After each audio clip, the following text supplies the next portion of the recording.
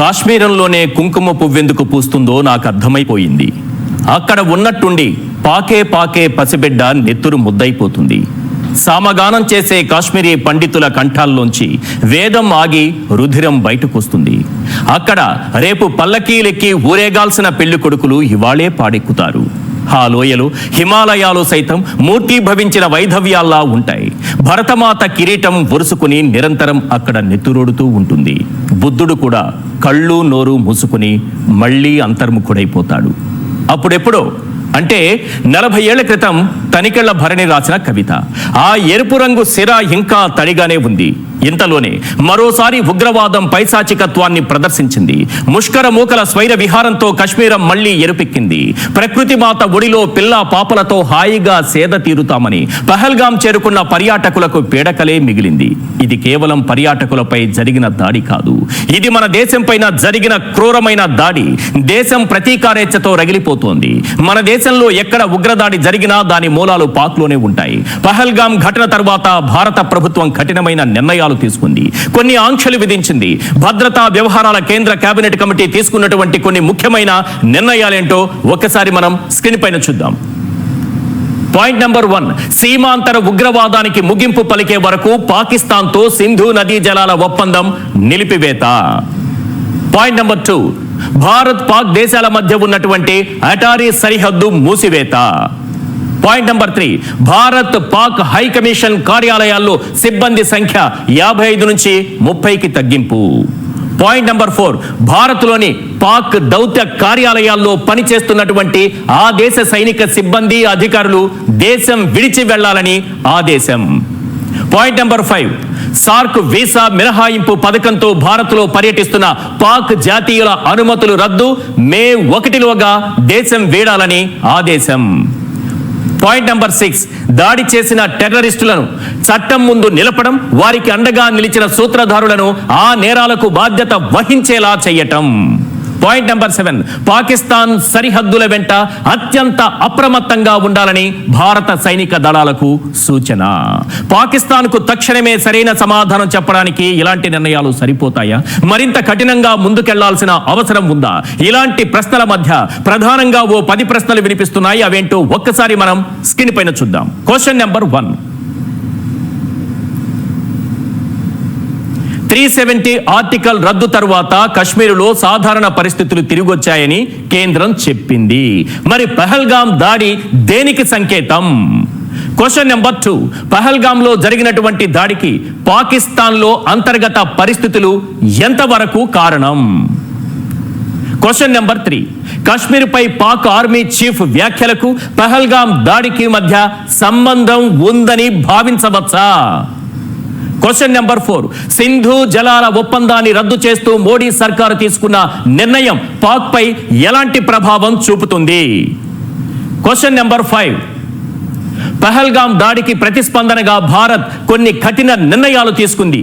ఇవి కాక మన దగ్గరున్నటువంటి ఆప్షన్లు ఏంటి?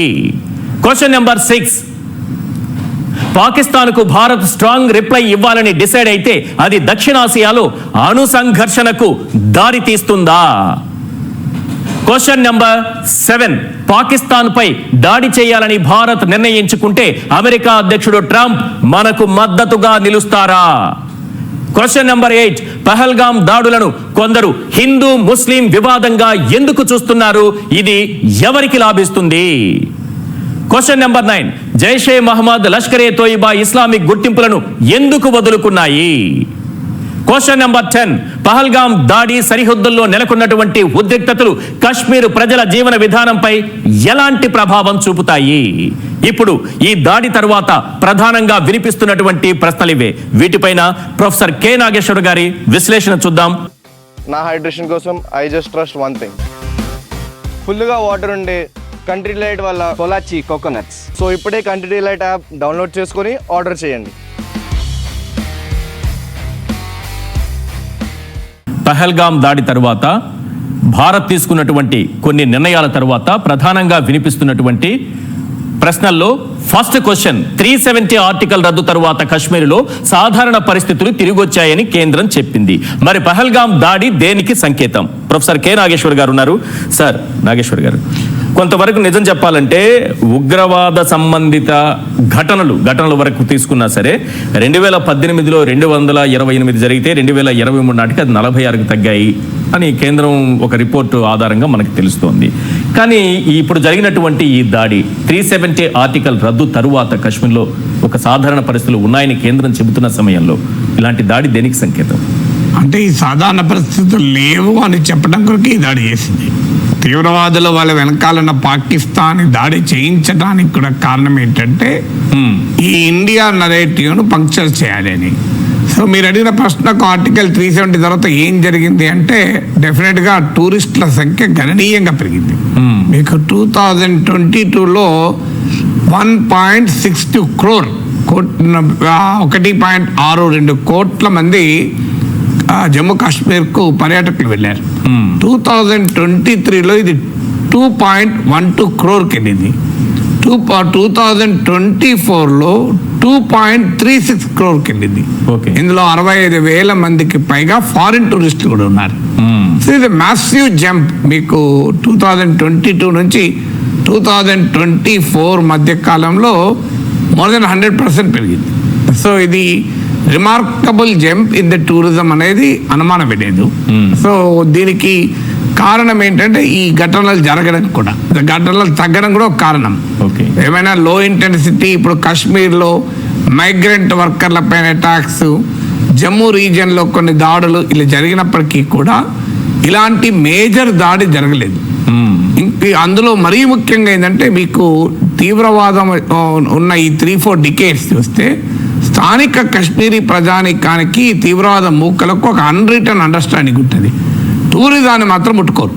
మీరు 1990sలో ఎర్లీ 2000లో కూడా మీరు హిస్టరీ తీయండి, టూరిస్టుల పైన దాడులు చేయరు. ఎందుకంటే టూరిజం అనేది అక్కడ వాళ్ళ ఎకానమీ కీలకం ప్రజలకు. అందువల్ల కాశ్మీర్ ప్రజల్లో ప్రతి కుటుంబం ఎంతో కొంత టూరిజంతో లాభపడుతున్న కుటుంబమే. అందువల్ల ఇవాళ మీకు ప్రతి అంశంలోనూ లాభపడతారు. ఇప్పుడు అమర్నాథ్ యాత్ర పోయే రూట్లో ఈ పైల్గామ్ ఉంటుంది. నిన్న ఆ తీవ్రవాదులతో పోరాడి మరణించిన సయ్యద్ ఆదిల్ హుస్సేన్ కూడా, ఆ సయ్యద్ ఆదిల్ హుస్సేన్ షా కూడా గుర్రం నడిపేవాడే. అవును. అంటే ఇలా డోలీ మోయడము, గుర్రం నడపడం నుంచి మొదలుకొని ఆడ మ్యాగీ అమ్మడం, ఇలా ప్రతి దాంట్లో కూడా ముస్లింలు లాభపడతారు.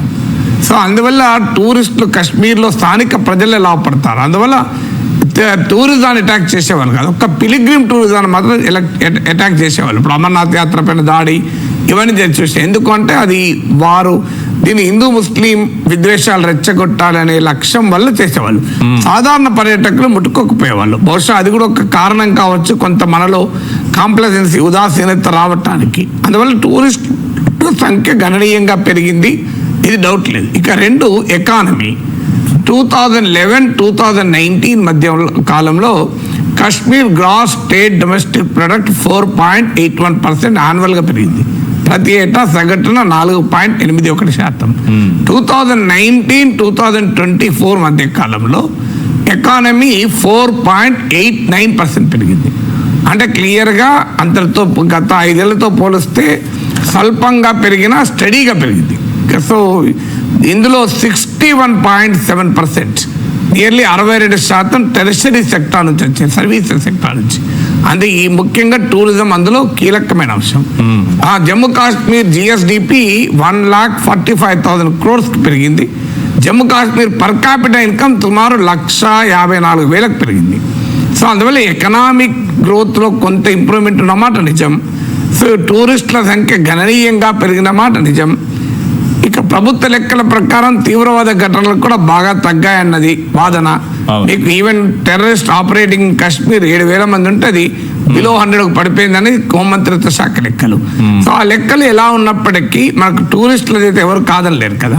మిగతా లెక్కలన్నా ప్రభుత్వ లెక్కలను ఏమైనా ప్రశ్నించితే ప్రశ్నించచ్చు, కానీ పర్యాటకులు పెరిగిన మాట నిజమే కదా. మన దగ్గర చుట్టూ ఇలా ఈ ఘటన జరిగిన తర్వాత మనకు ఎంతమంది ఫ్రెండ్స్ చెప్తున్నారు, సార్ నెల కింద మేము అక్కడే ఉన్నాం సార్, 15 రోజుల కింద అక్కడే ఉన్నాం సార్, లాస్ట్ ఇయర్ అక్కడే ఉన్నాం సార్ అని మన తెలిసిన వాళ్ళే చెప్తున్నారు. ఇప్పుడు నాకు ఈ 2 రోజుల్లో కనీసం 3 నెలలు చెప్పారు మాకు తెలిసిన వాళ్ళే. సో అందువల్ల ఖచ్చితంగా జమ్మూ కాశ్మీర్ టూరిజం పెరిగింది. సో అందువల్ల నార్మల్సీ రిటర్న్ అయింది అనే ఒక భావన కలిగిన మాట నిజం. కానీ అదే సమయంలో కొన్ని డిస్టర్బింగ్ సిగ్నల్స్ కూడా ఉన్నాయి. ఒకటి ఏంటంటే కాశ్మీర్ నుంచి జమ్మూ రీజన్ కి షిఫ్ట్ అయింది టెర్రరిస్ట్ వైలెన్స్. కాశ్మీర్లోమో బాగా భద్రతా బలగాలు ఉండడం వల్ల అక్కడ చేయలేక మీకు జమ్మూ కాశ్మీర్లోను మీకు ముఖ్యంగా కిస్తవారా రీజన్లోను, సో ఇలా పీర్ పంజాల్ ఇలాంటి రీజన్లో జమ్మూ పార్ట్లో ఈ తీవ్రవాద దాడులు పెరిగాయి. అంటే అది వ్యూహాత్మక షిఫ్ట్. ఎందుకంటే కాశ్మీర్ లోయలో సెక్యూరిటీ ఫోర్స్ ఉన్నప్పుడు జమ్మూకి వాళ్ళు షిఫ్ట్ అయ్యారు. దీంతో సెక్యూరిటీ బలగాల ఫోకస్ కూడా జమ్మూకి పోయింది. ఇది కూడా ఒక కారణమా కాశ్మీర్లో కాస్త మనం ఉదాసీనంగా ఉండటానికి? ఎందుకంటే 4,000 టూరిస్టులు అక్కడ ఉండగా జవాన్లు ఉన్నారని ఎక్కడ రావడం లేదు. మీరు గమనిస్తే అక్కడ జవాన్ లేరని వస్తుంది పైగా ఇప్పుడు ఇన్సిడెంట్ జరిగిన ప్లేస్లో. సో అందువల్ల ఈ సెక్యూరిటీ ఫోకస్ మనది మారిన నేపథ్యంలో జరిగిందా అని. సో అందువల్ల అప్పుడు మీకు ఈ పహల్గామ్ టన్నెల్ పైన దాడి జరిగినప్పుడు కూడా పహల్గామ్ వైపు నుంచి వచ్చారని వార్తలు కూడా వచ్చాయి. పహల్గామ్ నుంచి ఈ పీర్ పంజాల్ కిస్తవారా, ముఖ్యంగా కిస్తవారా నుంచి మీకు పహల్గామ్ లింక్ ఉంటుంది. సో అందువల్ల అక్కడి నుంచి వచ్చారా అనేది అనుమానాలు. సో అందువల్ల స్ట్రాటజీ ఆఫ్ తీవ్రవాదం మారింది. దానికి తోడు లో ఇంటెన్సిటీ వార్ఫేర్ మొదలు పెట్టారు. అంటే ఒక్కసారిగా ఇప్పుడు మీకు పుల్వామా లాంటిది, ఇప్పుడు పహల్గామ్ లాంటిది జరిగినప్పుడు బాగా ప్రెషర్ ఉంటుంది కనుక, ఇంటర్నేషనల్ శాంక్షన్స్ ఇవన్నీ ఉంటాయి కనుక తెలివిగా ఏం చేశారంటే చిన్న చిన్న ఇన్సిడెంట్స్, ఒక కాశ్మీర్లో ఒక మైగ్రెంట్ టీచర్ను, ఓ మైగ్రెంట్ వర్కర్ను చంపేయడం. సో ఇలా లో ఇంటెన్సిటీ వార్ఫేర్ అంటారు. అంటే ఒకరిద్దరిని చంపుకుంటూ పోవడం. మనం ఇన్సులేట్ అయిపోయి ఉంటాం అప్పటికి. ఒకరిద్దరు చనిపోయినప్పుడు ఇంత రియాక్షన్ రాదు, మీరు గమనించండి. సో ఇప్పుడు 26 మంది 27 మంది చనిపోయారు, ఇంత రియాక్షన్ వచ్చింది. సో అందువల్ల వారి స్ట్రాటజీ మారింది, నేచర్ మారింది, వాళ్ళ జాగ్రఫీ మార్చుకున్నారు తీవ్రవాదం. కానీ తీవ్రవాదం మాత్రం మొత్తానికి పోలేదు అనేది ఈ మీకు ఈ ఇన్సిడెంటే కాదు, పహల్గామ్ ఇన్సిడెంటే కాదు, మీరు గత కొన్నేళ్లుగా కూడా పరిశీలిస్తే క్లియర్గా కనబడుతుంది. సో నార్మల్సీ రెస్టోర్ అయినట్టు కొన్ని ఇండికేటర్లు కనబడుతున్నమాట నిజం.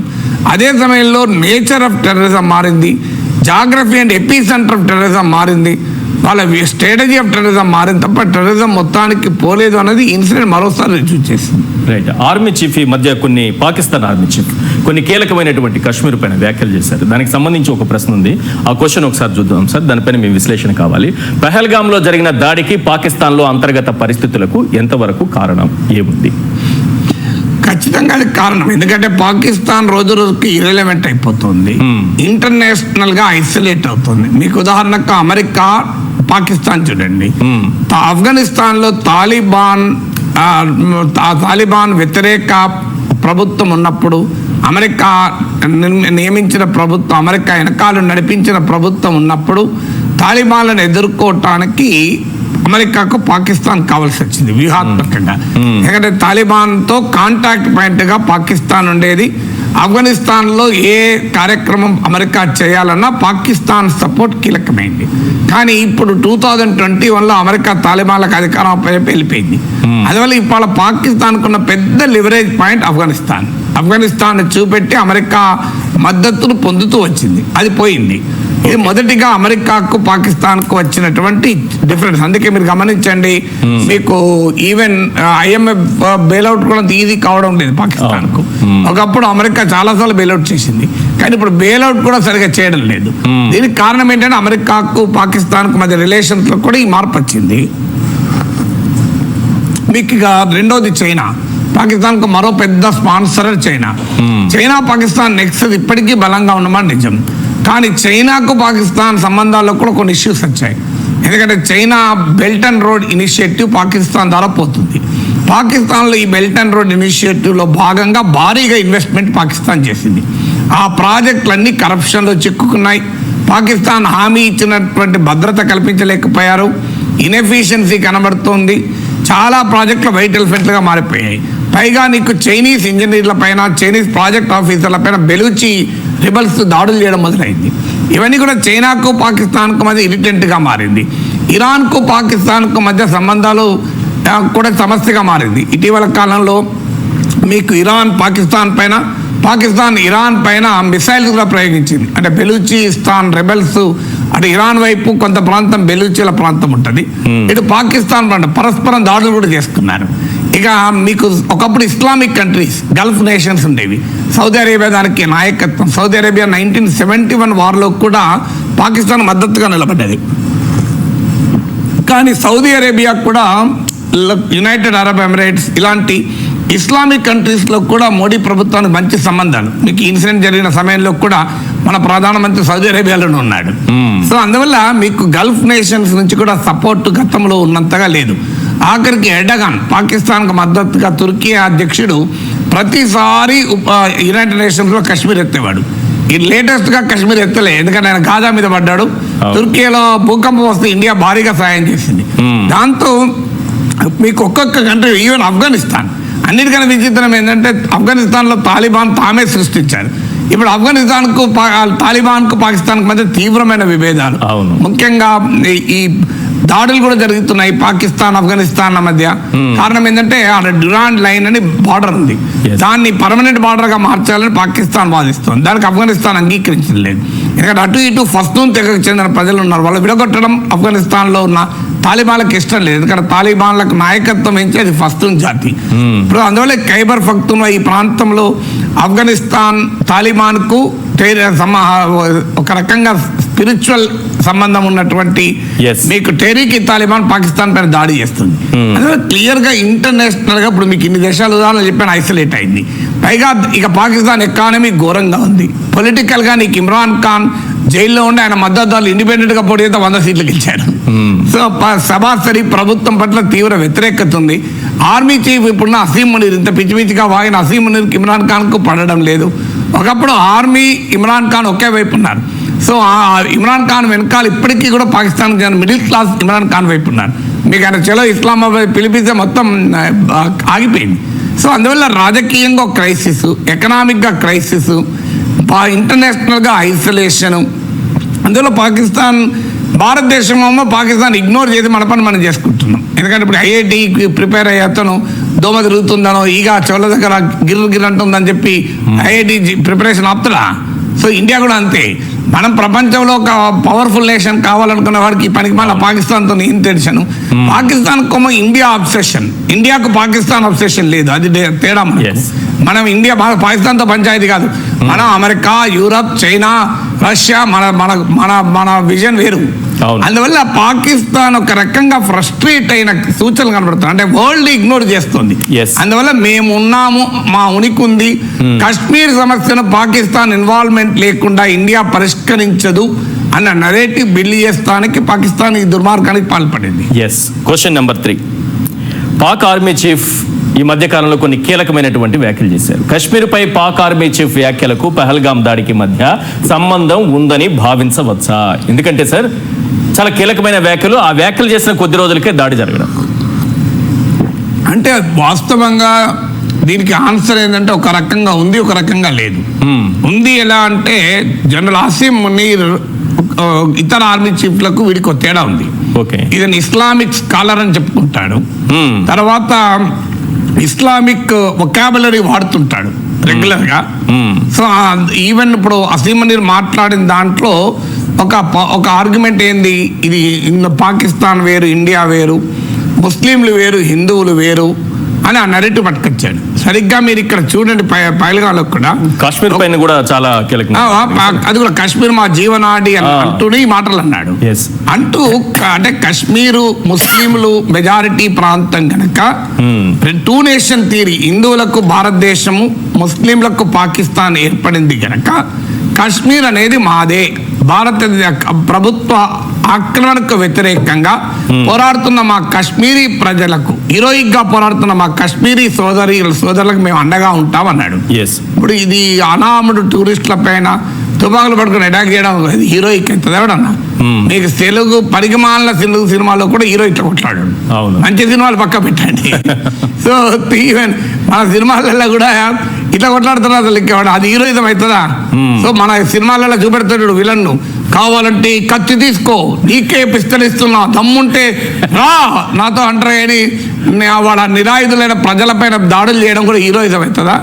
సో అసీం మునీర్ ఏ నరేటివ్ అయితే బిల్లి చేశాడో హిందూ ముస్లిం అని, ఆ నెరేటివ్ మీకు ఇక్కడ కనబడింది కూడా. ఇప్పుడు వాళ్ళు తీవ్రవాదులు క్లియర్గా జెండర్ పురుషుల్ని టార్గెట్ చేశారు, వాళ్ళ పేర్లు అడిగారు, మీకు ఇవన్నీ వార్తలు వస్తున్నాయి చూడండి. సో వాళ్ళ ముస్లింలు అయితే వాళ్ళని ఏ మతం అని కూడా అడిగారు, ఏ మతం అడిగారు, ముస్లింలు అయితే వాళ్ళు వదిలేశారు. అడిగారు. మేము వాళ్ళు నిజంగా అడుగుతున్నారా ఏదైనా ఇంకేదైనా మామూలుగా నవ్వుతూనే ఉన్నాము, ఇంతలోపలే మాకు సౌండ్ వినిపించింది, ఫార్ట్మన్ సౌండ్ వినిపించింది, చూస్తే నా భర్త పడిపోయినారు అక్కడ. అదే అందుకే వాళ్ళు క్లియర్ గా టార్గెటెడ్ కిల్లింగ్ ఇది, అంటే ఒక మతపరమైన విద్వేషాలు. అందువల్ల ఇక్కడ అసీం మునీర్ మాట్లాడిన కొద్ది రోజులకి ఇన్సిడెంట్ జరగడము, అసీం మునీర్ మాట్లాడిన తీరులో ఇన్సిడెంట్ జరగడము, అన్నిటికి మించి అంతకుముందు రావల్కోట్లో జనం ఫిబ్రవరిలోనే ఈ లష్కర్ ఈ తోయబా, జైషీ మహమ్మద్ ఇలాంటి సంస్థలతో కూడా సమావేశం కూడా పెట్టింది పాక్ ఆర్మీ. అందువల్ల ఈ సంబంధం ఉంది అనడానికి అది ప్రూఫ్. ఇక లేదు అని ఎందుకన్నానంటే అసీం మునీర్ రాకముందు కూడా జరిగినాయి కదా దాడులు, యూరిలో జరిగినాయి, పుల్వామాలో జరిగినప్పుడు అసీం మునీర్ లేడు కదా.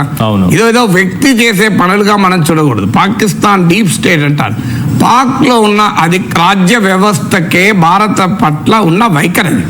They cannot survive without anti India rhetoric. ఇలా అసీం మునీర్ కావచ్చు, అంతకుముందు even Zulfikar Ali Bhutto, general Zia-ul Haq, we want India to bleed with 1000 cuts అని అన్నాడు. జనరల్ పర్వేజ్ ముషర్రఫ్ ఢిల్లీలో పుట్టినోడు వాడైతే. So we know we cannot take back Kashmir but we want India to bleed అన్నాడు. అందువల్ల ఇది ఏమి కొత్తగా అసీం మునీరే పుట్టుకొచ్చి ఈ దుర్మార్గం చేస్తున్నాడు అనుకుంటే కూడా పొరపాటు. That is part of the Pakistan foreign policy. ప్రపంచంలో పొరుగు దేశాలు, ఇరుగు పొరుగు దేశాలు మీరు ఎక్స్పోర్ట్ చేసుకుంటాయి, ఇంపోర్ట్ చేసుకుంటాయి. వీడేమో బాంబులే తీవ్రవాదులు ఎక్స్పోర్ట్ చేస్తాయి. ఇప్పుడు ఇంటి పక్క వాళ్ళు ఉన్నారనుకోండి, ఇలా మా వదిన నేను ఆవకాయ కొత్తగా పెట్టాను, టేస్ట్ చేయండి వదిన అంటారు, మేము కూడా పెట్టాం ఆవకాయ ఈ మధ్య, నేను మా ఆవకాయ పచ్చడి మీరు చూడండి మన వాళ్ళు షేర్ చేసుకుంటాను. వీడేమో తీవ్రవాదులు షేర్ చేసుకుంటాడు. సో మనమే షేర్ చేసుకున్నాం, మన వ్యక్తి పంపిస్తుంటాడు. సో అందువల్ల ఎక్స్పోర్ట్ టెర్రరిజం అంటారు. తీవ్రవాదాన్ని ఎగుమతి చేసే ఒక పనికిమాలిన దేశం పాకిస్తాన్. అందులో వ్యక్తులు అసీం మునీరా ఇంకోడా అనేది సమస్య కాదు. ఎవడున్నా పాకిస్తాన్ ఎజెండా అది మనం వ్యక్తులతో లింక్ చేసి దాన్ని తగ్గించకూడదు అన్నది నా point. Right. Question number 4 sir. ఎందుకంటే ఈ దాడి తరువాత భారత్ కొన్ని కీలక నిర్ణయాలు తీసుకుంది. పాకిస్తాన్కి వెంటనే ఒక స్ట్రాంగ్ రిప్లై ఇవ్వాలి. అందులో భాగంగా సింధు జలాల ఒప్పందాన్ని రద్దు చేస్తూ ఒక నిర్ణయం. ఈ సింధు జలాల ఒప్పందాన్ని రద్దు చేస్తూ మోడీ సర్కారు తీసుకున్నటువంటి నిర్ణయం పాకిస్తాన్ పైన ఎలాంటి ప్రభావం చూపుతుంది? అంటే ఇమీడియట్ గా పాకిస్తాన్ కూడా రిటాలియేటరీ మెజర్స్ అనౌన్స్ చేసింది. సిమ్లా ఒప్పందంతో సహా అన్ని ద్వైపాక్షిక ఒప్పందాలని మేము నిలిపివేస్తున్నామని ప్రకటించారు. మనం May 1 లోగా పాకిస్తాన్ పౌరులు దేశం విడిచిపోవాలని, మనం అంటే ఏప్రిల్ 30 లోగా భారత పౌరులు వెళ్ళిపోవాలి రోజు ముందు. సో మనలాగానే డిప్లొమాసీ దౌత్య కార్యాలయాల్లో సిబ్బందిని తగ్గించారు. So SAARC visa exemption scheme ను తీసేశారు. సో ఇవన్నీ మనం ఒక అవుట్ పోస్ట్ ను క్లోజ్ చేస్తే వాళ్ళు వాగా బార్డర్ దగ్గర క్లోజ్ చేశారు.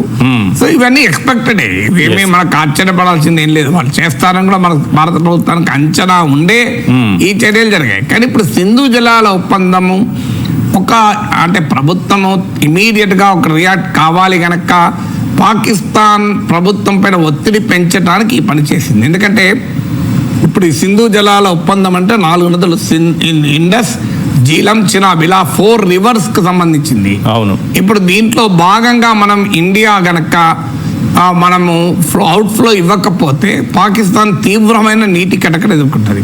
ఇది 1960లో కుదిరిన ఒప్పందం.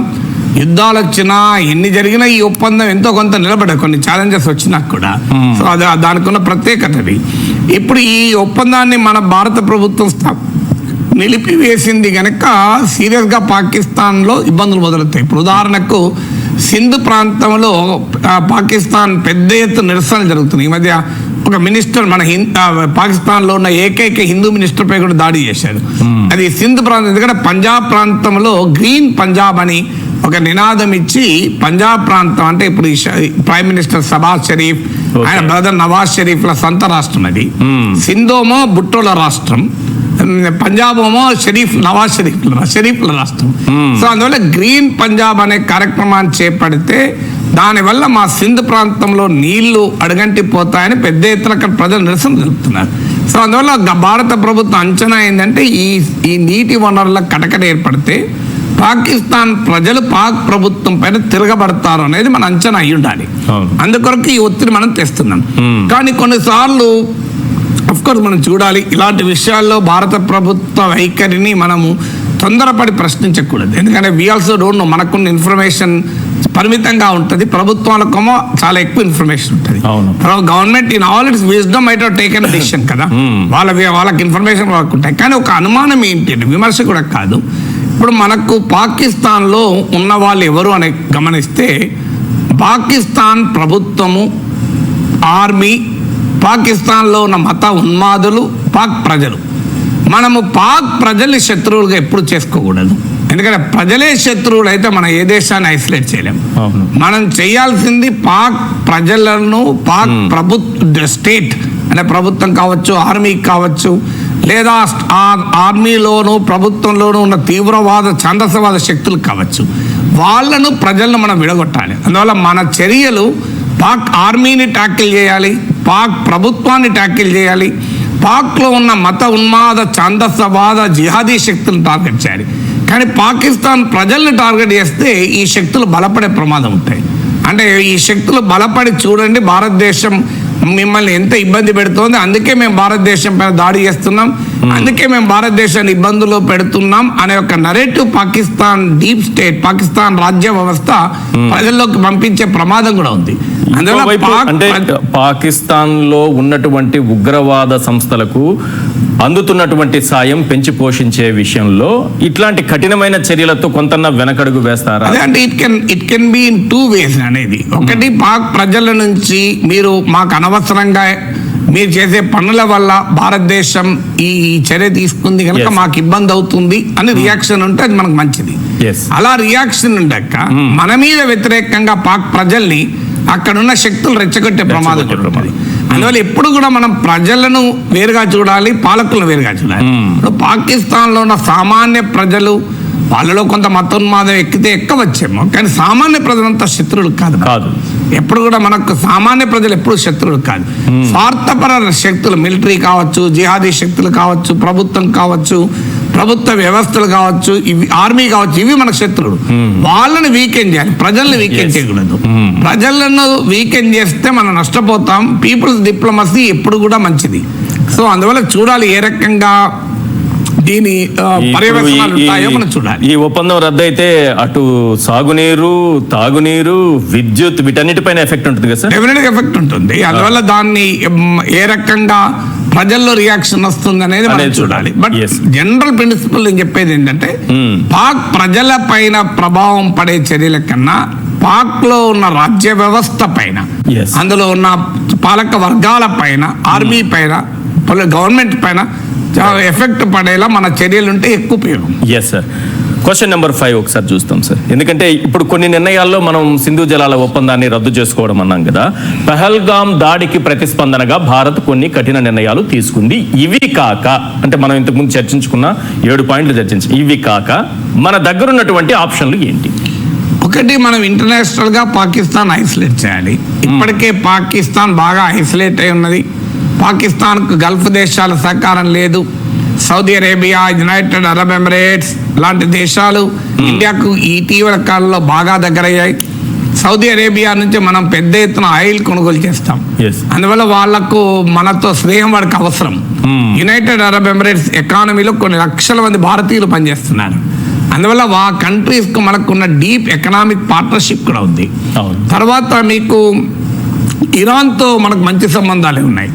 సో అందువల్ల ఇస్లామిక్ ప్రపంచంలో మరీ ముఖ్యంగా ఓవరాల్గా ప్రపంచంలో పాకిస్తాన్ ఐసోలేట్ చేయగలగాలి. నేను ఉదాహరణ చెప్పాను మీకు, ఒక్క కాశ్మీర్ మంత్రం చెప్పించే ఏకైక వ్యక్తి తుర్కీ అధ్యక్షుడు ఎర్డగాన్. ఇప్పుడు ఆ ఎర్డగాన్ కూడా చేస్తలేడు. ఇప్పుడు ఎర్డగానే అక్కడ కష్టాల్లో ఉన్నాడు అనుకోండి, అతని ప్రభుత్వమే నెక్స్ట్ ఎలక్షన్ల వరకు ఉంటుందా లేదా అని అనుమానంగా ఉంది. సో అందువల్ల ఇది దీన్ని ఇస్లాం పైన దాడి, ఇది ముస్లింల పైన దాడి అని ఒక పనికిమాల నరేటివ్ పాకిస్తాన్ చేసి ఇస్లామిక్ దేశాల మద్దతు కొడతామని చూస్తుంది. ఎందుకంటే మనకు ప్రపంచంలో ఉన్న ముడిచము నిల్వల్లో 3/2 గల్ఫ్ దేశాలు ఉన్నాయి. ఈ ఇస్లామిక్ దేశాల్లోనే ఉంది. ఈ మధ్య ప్రాచ్యగా పిలువబడే ఈ ప్రాంతంలో ఉంది. భారతదేశం 85 to 90% మనము చమురు దిగుమతుల మీద ఆధారపడం. అందుకొరకు ఇస్లామిక్ ప్రపంచంతో మన రిలేషన్స్ చాలా కీలకం. మనకు Qatar, Saudi Arabia, United Arab emirate, Jordan ఈ దేశాలతో మంచి రిలేషన్స్ ఉన్నాయి. ప్రైమ్ మినిస్టర్ మోడీకి వ్యక్తిగతంగా కూడా మంచి పరిచయాలు కూడా ఉన్నాయి. అందువల్ల ఆ దేశాల్లో పాకిస్తాన్ ఐసోలేట్ చేయాలి. తర్వాత ఇప్పుడు అమెరికాలో ఐసోలేట్ చేయాలి. ట్రంప్ నేను తీవ్రవాదానికి చాలా కఠినంగా ఉంటానని చెప్తున్నాడు. సో చైనా ఇప్పుడు ట్రంప్ శాంక్షన్స్ తర్వాత ఇండియా వైపు చూస్తుంది. చైనీస్ కంపెనీలు ఇండియా వైపు చూస్తున్నాయి. ఇటీవల ప్రెసిడెంట్ జింపింగ్ మన ప్రెసిడెంట్ లేఖ కూడా రాశారు, మనం కలిసి పనిచేద్దామని. ఇండియా చైనాల మధ్య బార్డర్ డిస్ప్యూట్ కూడా ఈ మధ్య కాస్త మనకు ఈ గల్వాన్ లోయ తర్వాత వచ్చిన ఉద్రిక్తతలు కాస్త బార్డర్లో తగ్గిపోయాయి. అందువల్ల ఈ కొత్త రీఅలైన్మెంట్ ఇప్పుడు ఏషియన్ ఫ్యామిలీ అంటున్నారు చైనా. సో అందువల్ల చైనాను పూర్తిగా మనం డీకపుల్ పాకిస్తాన్ నుంచి చేయలేకపోయినా, చైనాను కానీ అమెరికాను కానీ అట్లీస్ట్ వాళ్ళను పాకిస్తాన్కు సపోర్ట్ చేయకుండా చేయగలిగితే మనకు it will be a big advantage. So అందువల్ల పాకిస్తాన్ను ఐసోలేట్ చేయడం అనేది మొదటి లక్ష్యంగా ఉండాలి. రెండవది పాకిస్తాన్ పైన ఏ రకంగా మరి మిలిటరీ ఆప్షన్కు మనం వెళ్తామా, ఇది గవర్నమెంట్ తీసుకోవాల్సిన నిర్ణయం. ఎందుకంటే మిలిటరీ ఆప్షన్ అంటే యుద్ధానికి ఇప్పుడు సోషల్ మీడియాలో యుద్ధం చేయండి, బాంబులు వేసేయండి, ఇస్లామాబాద్ పైన అంటాడు. ఈ సోషల్ మీడియా వీళ్ళు రేపు ఎవరు ఇల్లు బయటికి కూడా రారు. ఈ సోషల్ మీడియాలో దేశభక్తులు ఆర్మీ దగ్గర బార్డర్ దగ్గర పోతారా పోను కూడా పోడు. బార్డర్ కాదు అసలు రోడ్డు మీదకి నిరసన తెలపడానికి కూడా రాడు. అందువల్ల ఇది ఎమోషనల్ గా తీసుకునే నిర్ణయాలు కాదు, భావోద్వేగాల మధ్య తీసుకోవాల్సిన నిర్ణయం కాదు. స్ట్రాటజిక్ కాస్ట్ బెనిఫిట్ అనాలిసిస్ చేసుకొని ప్రభుత్వం తీసుకోవాల్సిన నిర్ణయం. So let us leave it to the government. So మనం బాలాకోట్ స్ట్రైక్స్ వచ్చినప్పుడు surgical strikes we are defended it కదా. ఎందుకంటే బాలాకోట్ స్ట్రైక్స్ మరీ ముఖ్యంగా పాకిస్తాన్లోని ఖైబర్ పఖ్తూన్వా ప్రాంతంలో ఉంది Balakot. Deep inside Pakistan attack చేసిన సర్జికల్ స్ట్రైక్స్ అన్న పాక్ ఇప్పుడు అదే సార్, అందుకే నేను అంటుంది ఏంటంటే మోడీ ఉన్నారు కాబట్టి ఏదో ఒకటి చేస్తారు అంటే ఇంతకు ముందు మనం తీసుకున్న నిర్ణయాలు కొన్ని చదివి ఇవి కాదు కోరుకుంటున్నది సోషల్ మీడియాలో కానీ ఇంకొంతమంది కానీ కోరుకుంటుంది ఇంతకంటే స్ట్రాంగ్ గా ఉంటుందని అంటే దానికి అనేక రకాల ఫ్యాక్టర్స్ పరిగణలోకి తీసుకుని ప్రభుత్వాలు తీసుకోవాలి. ఇది అనడం ఈజీ. దీనికి ఏంటంటే మా మోడీ రేపు పొద్దున మోడీని నీకు చేతనైతే లేదా అని అనడానికి పనికొస్తేమో. బట్ ఇది స్ట్రీట్ స్మార్ట్ యాక్టివిటీ కాదు కదా. ఇదొక వ్యూహాత్మకమైన నిర్ణయాలు, అనేక ఫ్యాక్టర్స్ పరిగణలోకి తీసుకొని ప్రభుత్వం చేస్తుంది. అందువల్ల మోడీ చెయ్యాలనో చెయ్యలేడనో చేస్తాడనో ఈ పొలిటికల్ నరేటివ్స్ కు దూరంగా, భావోద్వేగాలకు అతీతంగా, పబ్లిక్ సెంటిమెంట్ కు సంబంధం లేకుండా దేశ రక్షణ వ్యూహాత్మక ప్రయోజనాల్ని దృష్టిలో పెట్టుకొని మన ప్రభుత్వాన్ని చేయనివ్వాలి. మన ఈ పబ్లిక్ సెంటిమెంట్ రైజ్ చేసి ఈ ఓవర్ యాక్షన్ చేస్తే ఏమవుతుందంటే ప్రభుత్వం ఒక సరైన డిసిషన్ తీసుకోలేదు. So we have to empower the prime minister and empower the government of India. మీరు తీసుకోండి నిర్ణయం, ఎందుకంటే అన్ని రకాలే ఆలోచించి దేశం కొరకు నిర్ణయం తీసుకోవాలి కదా. సో అందువల్ల ఇలాంటి సమయంలో భావోద్వేగాలను రెచ్చగొట్టి ప్రభుత్వం పైన ఒత్తిడి తేవడం కాదు. అందువల్ల అదొక ఆప్షన్ మనకు ఉంటుంది ఏం చేయాలి అనేది. అంటే మిలిటరీ అటాక్ ఉండదు నాకున్నంత వరకు. కానీ మనం దాన్ని బాలాకోట్ స్ట్రైక్స్ కూడా ఏమన్నాం, దాడి చేసాం మిలిటరీగా, కానీ దాన్ని మిలిటరీ అటాక్ అనలే మనం, దాన్ని ప్రియంప్టివ్ నాన్ మిలిటరీ స్ట్రైక్స్ అన్నాం.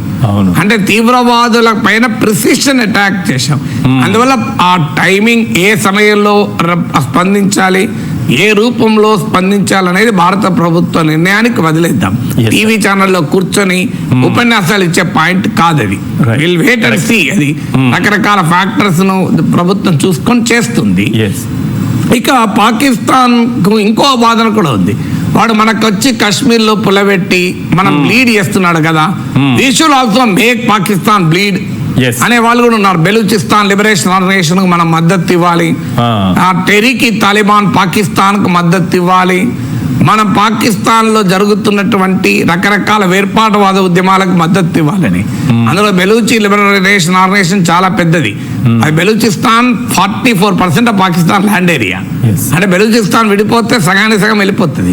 బెలూచిస్తాన్ లిబరేషన్ ఆర్గనైజేషన్ మనను అడిగారు కూడా, వాళ్ళు భారత ప్రభుత్వాన్ని రిక్వెస్ట్ కూడా చేశారు. మన ప్రధానమంత్రి కూడా ఒక సందర్భంలో ఎర్రకోట బురుజుల పైన ఇండిపెండెన్స్ డేనో రిపబ్లిక్ డే స్పీచ్ లో కూడా బెలూచిస్తాన్ ప్రస్తావించారు. బట్ ఇది కూడా స్ట్రాటజిక్ డిసిషన్. ఇప్పటికే మనం ఏమీ చేయకపోయినా మనను ద్రోహిగా పాకిస్తాన్ చూపుతోంది.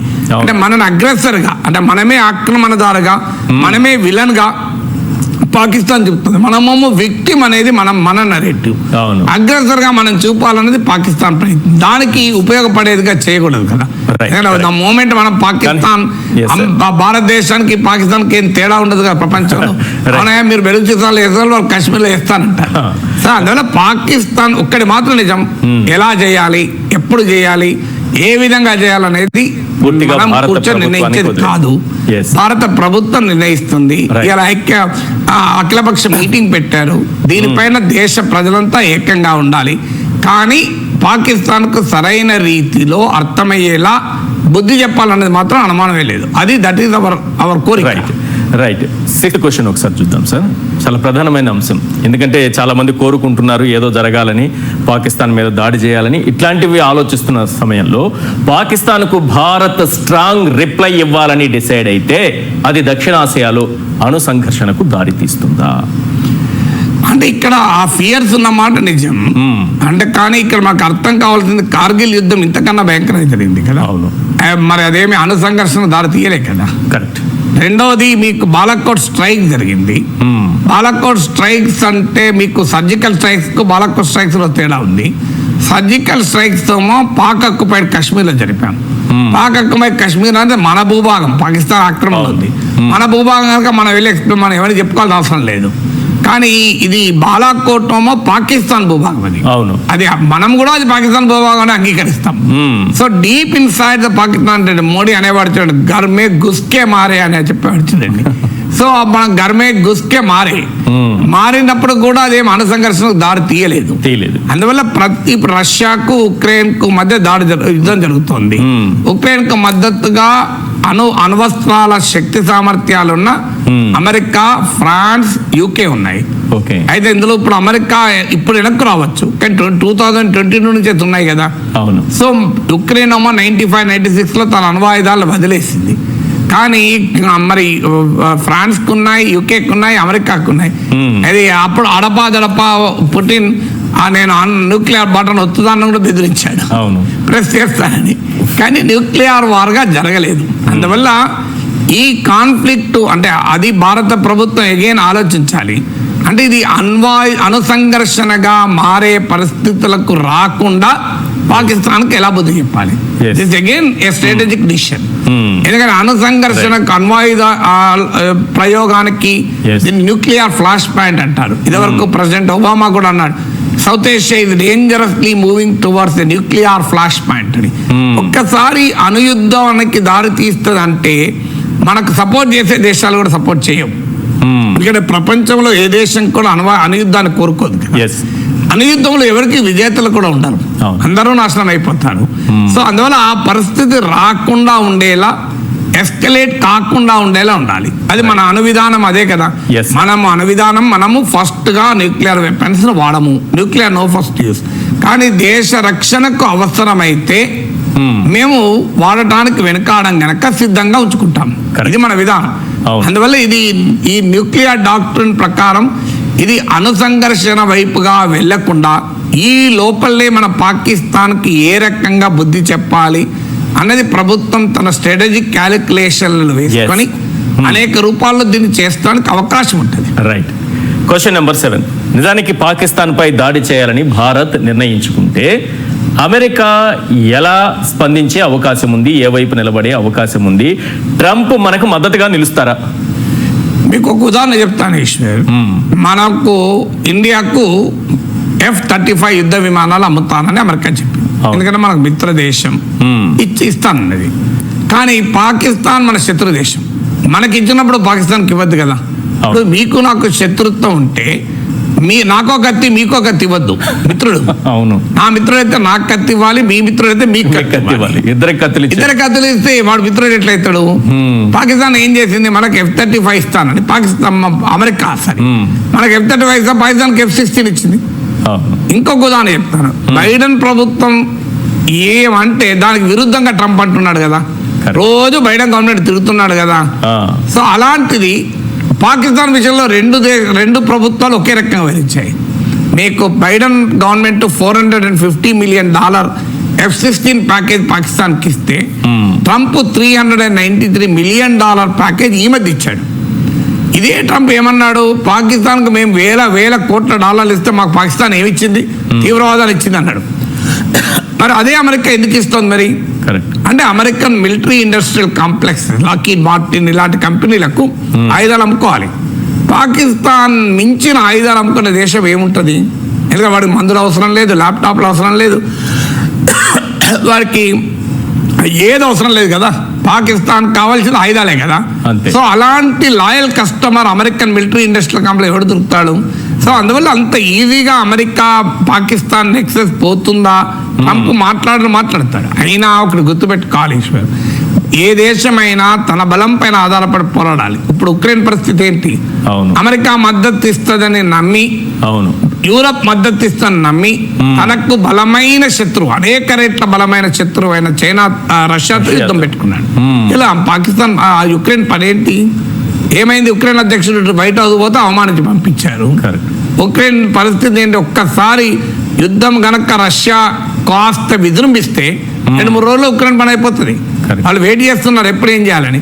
ట్రంప్ వెళ్ళి రష్యాకు అనుకూలంగా ఓటేశాడు. What is the guarantee? Trump మనకే మద్దతు ఇస్తాడు. కెంచో ట్రంప్, నమస్తే ట్రంప్, హౌడీ మోడీలు ఉండవు అప్పుడు. ఇవన్నీ మనం చూసాం. అమెరికాకు ఉక్రెయిన్ మధ్య ఏం జరిగింది? బాగా బైడెన్ అమెరికా ఉక్రెయిన్లో పర్యటించాడు అమెరికా. సో ట్రంప్ పోయి రష్యాకు అనుకూలంగా ఓటేశాడు, యూరప్కు వ్యతిరేకంగా.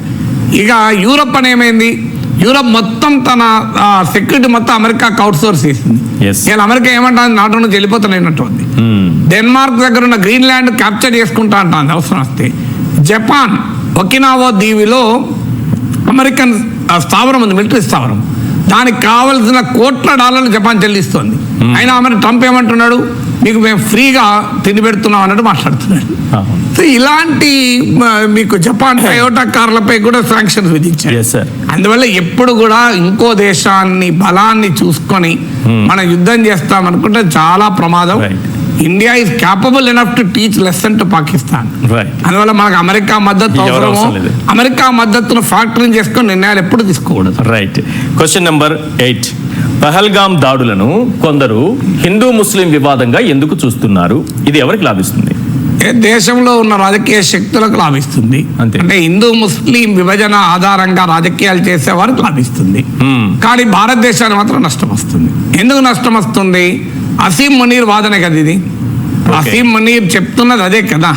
అసీం మునీర్ 2 నేషన్ థియరీ మన తాతలు కొట్లాడి తెచ్చుకున్నారు మన పాకిస్తాన్ ముస్లింలకు. అసలు భారతదేశం వేరు, పాకిస్తాన్ వేరు, ముస్లింలు వేరు, హిందువులు వేరు. అందువల్ల మనము వారు వేరు కనుక మనం వాళ్ళతో కొట్లాడాల్సిందే. అదే కదా చెప్పేది. కాశ్మీర్ మనదే అనే థియరీ ఏంటి? పాకిస్తాన్ ఇదే కదా థియరీ. ఒక్కసారి దీన్ని హిందూ ముస్లిం అంశంగా అంగీకరిస్తే we lose control over Kashmir. Kashmir ప్రజల్ని, కశ్మీర్ మన పాకిస్తాన్ కప్పచెప్పినట్టే అవుతుంది. మనం ఇప్పుడు ఏమంటున్నాం? పాక్ ఆక్రమిత కశ్మీర్ కూడా మనదే అంటున్నాం. ఒక్కసారి హిందూ ముస్లిం ఇష్యూ అనుకున్న తర్వాత మీకు బెంగాల్లో 25% ముస్లిమ్స్ ఉంటారు. కేరళలో మల్లాపురం ఈ ప్రాంతం అంతా ముస్లిం ఏరియా. ఉత్తరప్రదేశ్లో 25% ఉంటారు. బెంగాల్లో 30% ఉంటారు. తెలంగాణలో 14% ఉంటారు. ఒక్క హైదరాబాద్లో 40% ఉంటారు. ఈ ప్రాంతాలను పాకిస్తాన్కి ఇచ్చేద్దామా? అసలు ఈ ఆర్గ్యుమెంట్ ఎవరికి ఉపయోగపడుతుంది? అసలు ఈ ఆర్గ్యుమెంట్ పూర్తిగా పాకిస్తాన్కి ఉపయోగపడే ఆర్గ్యుమెంట్, భారతదేశాన్ని ఐక్యతను దెబ్బతీసే ఆర్గ్యుమెంట్. మనకు అర్థం కావాలంటే భారతదేశంలో ఉన్న 14 కొన్ని కోట్ల మంది, మోర్ దెన్ 12-13 crores ఉంటారు కదా. 14 crores కరెక్ట్గా నెంబర్ గుర్తులేదు. కానీ కోట్లాది భారతీయ ముస్లింలకు భారతదేశాన్ని మించిన సురక్షితమైన, నాగరికమైన, ప్రజాస్వామ్యబద్ధమైన సమాజం ఇంకెక్కడా లేదు. వెళ్ళి పాకిస్తాన్లో ప్రజలు ఎలా ఉన్నారో ఒక్కసారి పాకపై కశ్మీర్ చూడండి, బెలూచిస్తాన్ చూడండి, ఖైబర్ పఖ్తూన్ఖా చూడండి, మనకు అర్థమవుతుంది. అందువల్ల ఇండియన్ ముస్లిమ్స్ అందరూ గుర్తించాల్సింది, we have no better place to live except India. అదే సమయంలో భారతదేశంలో ఉన్న ముస్లిమేతరులు, ముఖ్యంగా హిందువులు గుర్తించాల్సింది, కోట్లాది మంది ముస్లింలను ఈ దేశం నుంచి పంపించడము సాధ్యం కాదు. ఈ దేశంలో అభద్రతతో వాళ్ళు ఉన్నంత కాలం ఈ దేశం సుభిక్షంగా ఉండదు. అందువల్ల ఇది 2 వైపులా మనకు ఆలోచించాలి. సయ్యద్ ఆదిల్ హుస్సేన్ షా ఎవరండి? ఎస్. ఒక 1000 రూపాయలు తీసుకొని గుర్రం నడిపేవారు తాను ముస్లిం కనుక తనపైన అటాక్ చేయరు, తాను లోకల్ కాశ్మీరీ కనుక తనపైన అటాక్ కూడా చేయరు. అవును. అయినా కూడా తీవ్రవాది దగ్గర తుపాకీ లాక్కొని పోరాటం చేశాడు. అవును. దీనివల్ల అనేక మంది టూరిస్టులు తప్పించుకోగలిగారు. మీకు ఇవాళ కూడా మహారాష్ట్రకు చెందిన పెద్ద టూరిస్ట్ బ్యాచ్ తప్పించుకుంది. ఆయన ప్రాణాలు అర్పించారు దానికి. ఎస్. కానీ మన విమానయాన కంపెనీలు పెద్ద ఎత్తున 60,000కు టికెట్లు పెంచి దోచుకున్నాయి. సో ఒక 1000 రూపాయల కోసం పనిచేసే ముస్లిం ప్రాణత్యాగం చేశాడే. అందువల్ల దేశంలో ఉన్న ముస్లింలందరి దేశభక్తిని శంకించి, ఈ దేశంలో ఉన్న కోట్లాది మంది ప్రజల దేశభక్తిని శంకిస్తే అసలు ఈ దేశం ఐక్యంగా ఉంటుందా? రైట్. ఈ దేశం సమైక్యంగా ఉండాలని కోరుకోవాలి కదా. అందువల్ల India future is in secular India. Pakistan సిద్ధాంతం అది 2 నేషన్ థియరీ మనం అంగీకరించకూడదు. అది ఎట్టి పరిస్థితుల్లో అది నిజం కూడా కాదు. మతము దేశం ఒకటైతే బంగ్లాదేశ్ ఎందుకు విడిపోయింది? అవును. పాకిస్తాన్ బంగ్లాదేశ్ ఒకటిగానే ఉండాలి కదా. ఇరాన్ ఇరాక్ ఎందుకు 10 ఏళ్ళు యుద్ధం చేశాయి? ఇవన్నీ దీనికి ఆన్సర్ ఉండాలి కదా. Correct. Right sir. Next 9th question. Jaishe Mohammed, Lashkar Taiba Islamic గుర్తింపులను ఎందుకు వదులుకున్నాయి? అంటే వదులుకున్నాయన్న పదం కన్నా దాస్తున్నాయన్నది బెటర్ వర్డ్ అవుతుంది. ఎందుకు అంటే వారు ఇప్పుడు ఎందుకు ఈ క్వశ్చన్ మీరు అడిగిన ప్రశ్న ఎందుకు వస్తుంది అంటే, ఇప్పుడు ఇక్కడ దాడి జరిపినటువంటి వాళ్ళు ద రెసిస్టెన్స్ ఫ్రంట్, TRF అంటారు వాళ్ళు. ఈ TRF 2019లో ఏర్పడింది. 2023లో అనుకుంటా భారత ప్రభుత్వం దీన్ని నిషేధించింది. ఇది నథింగ్ బట్ లష్కర్ ఈ తోయిబాకు చెందిన సంస్థ. ఇది జైష్ ఈ మహమ్మద్ కూడా ఒక సంస్థ ఉంది. దాన్ని people against peoples anti fascist front అంటారు దాన్ని. సో వీళ్ళు ఎందుకు ఇలా పెట్టుకుంటారంటే మీరు గమనించండి, ఈ ద రెసిస్టెన్స్ ఫ్రంట్ లో కానీ పీపుల్స్ యాంటీ ఫాసిస్ట్ ఫ్రంట్ లో ఎక్కడ ఇస్లామిక్ ఐడెంటిటీ లేదు.